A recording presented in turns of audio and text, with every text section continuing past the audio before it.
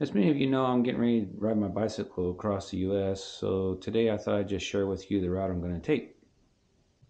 So to get to the starting point, I'm going to get dropped off in St. Louis at the Amtrak station, where I'll take the train up to Chicago and then over to Washington, D.C. That's about a 30-hour trip by train, so it'll make that first leg of the journey quite adventurous. It's going to be a very long day. Once I get to DC, I'll ride my bicycle over to Reagan International Airport to pick up a rental car so I can drive down to Yorktown, which is the start of the bike ride. The first part of the bike ride is going to start in Yorktown, where I'll take the Transamerica Trail across Virginia through Kentucky.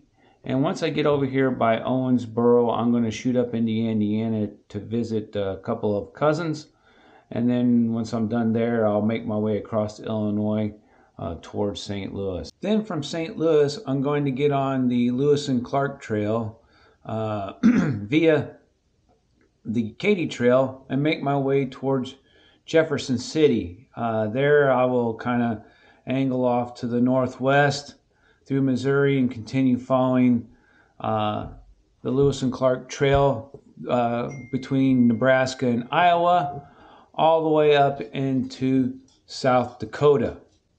Then when in South Dakota, I'll get on the Parks, Peaks, and Prairies Trail, where I'll take that west through the Badlands National Park, through South Dakota into Wyoming, past Devil's Towers National Monument, getting into the more picturesque parts of the tour when I hit the Rocky Mountains and Yellowstone National Park. Then once I get to Yellowstone, I'll get on the Great Divide route and then follow that north into Montana, where I'll make my way up to Missoula, Montana.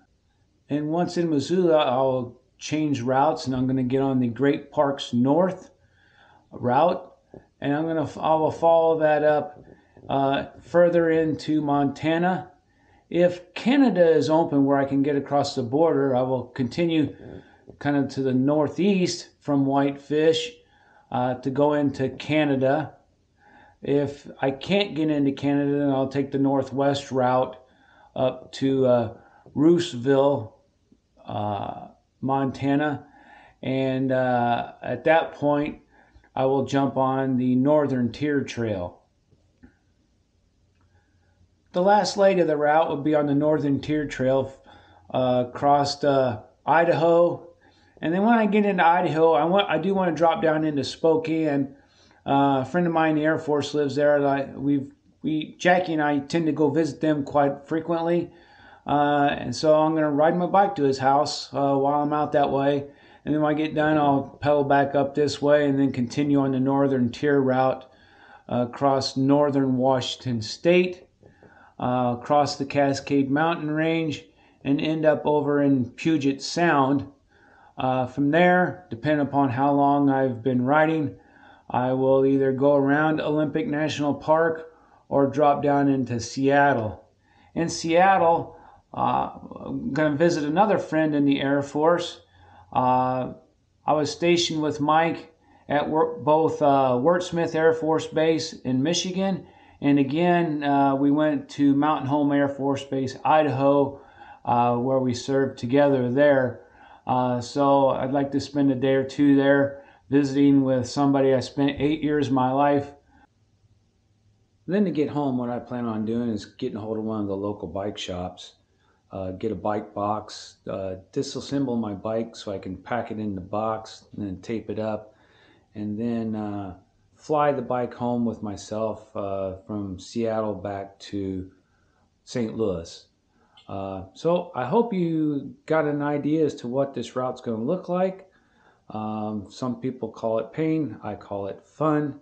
But I will be posting more videos of the actual bike trip, and I hope you can follow along on YouTube and see what the United States looks like at 9 miles an hour. So talk to you later.